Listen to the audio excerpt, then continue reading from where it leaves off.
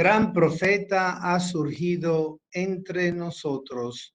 Dios ha visitado a su pueblo. Oh, aleluya. Oh, aleluya. Oh,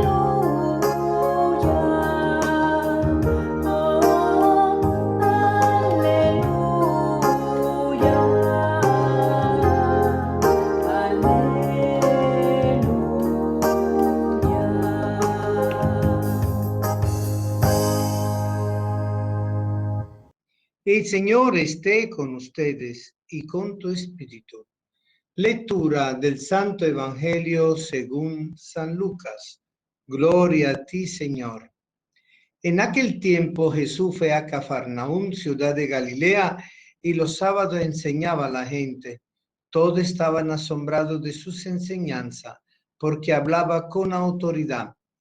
Había en la sinagoga un hombre que tenía un demonio inmundo y se puso a gritar muy fuerte: déjanos, ¿por qué te metes con nosotros, Jesús Nazareno?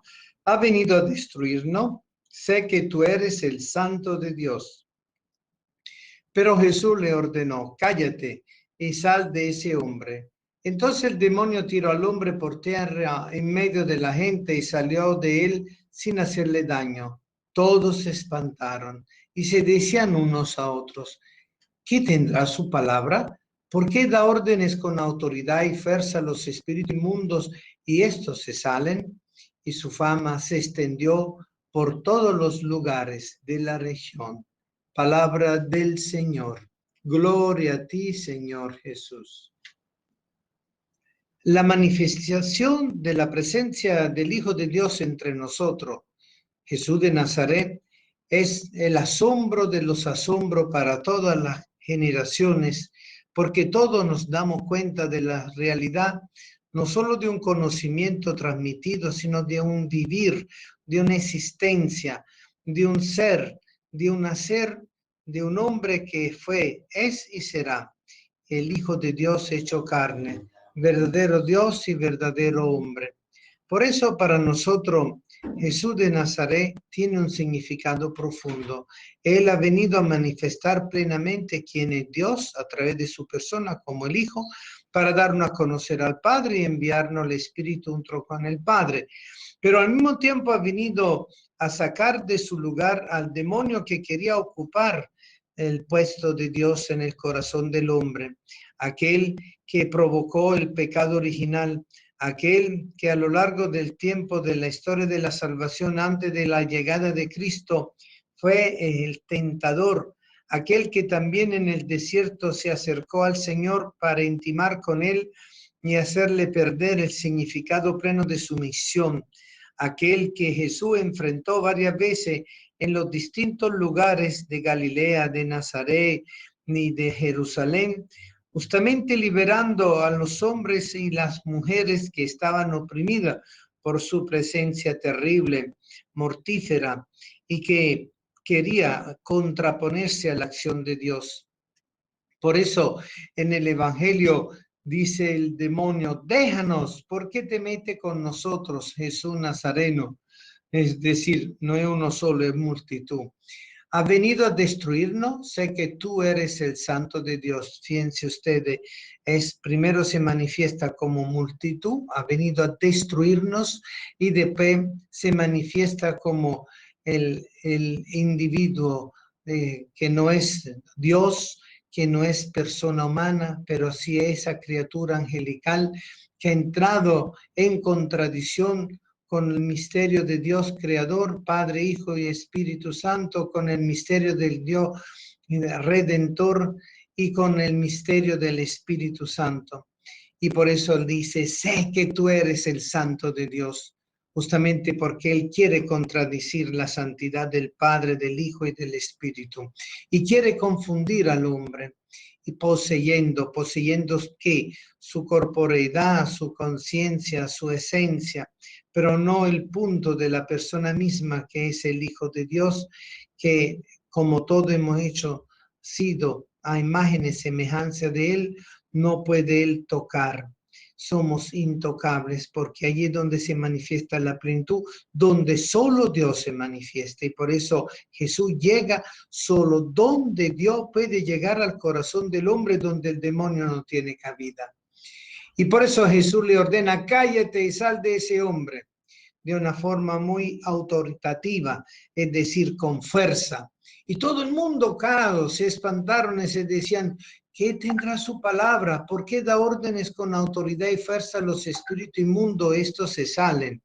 Oye, qué terrible era esa manifestación del Hijo de Dios, palabra del Padre en la persona de Jesús de Nazaret, y que todavía hoy a través de sus discípulos sigue exorcizando y liberando hombres y mujeres para devolverle la verdadera libertad de conciencia, la verdadera pureza de corazón, el verdadero sentido de su vida.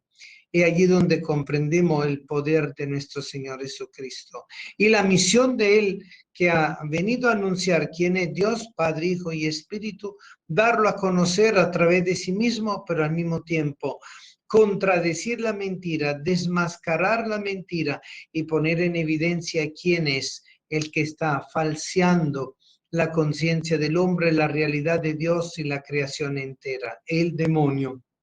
Es una lucha mortal. Jesús todo el tiempo se enfrenta con él, y a pesar de su cruz, él muere gloriosamente y victorioso sobre el pecado, sobre el maligno. Y por eso nosotros podemos decir junto con Jesús, líbranos del mal, no nos deje caer en la tentación. La iglesia tiene el poder exorcista de Cristo.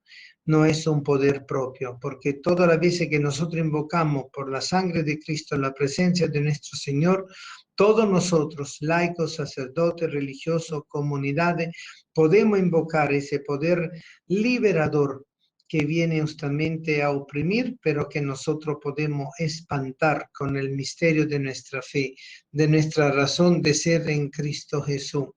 Y el que verdaderamente cree, el que es verdaderamente firme en su creencia, en su confianza plena, es porque conoce personalmente a Cristo, porque vive personalmente la palabra de Dios. Es interesante cómo la gente allá en Cafarnaúm se decían uno a otro, ¿qué tendrá su palabra?